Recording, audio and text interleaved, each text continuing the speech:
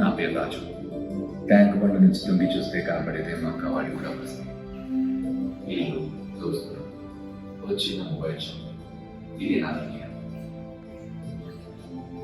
ఈ చిన్న దునియాలో ఉండేది ఓ పెద్ద సవాల్ చేసిన.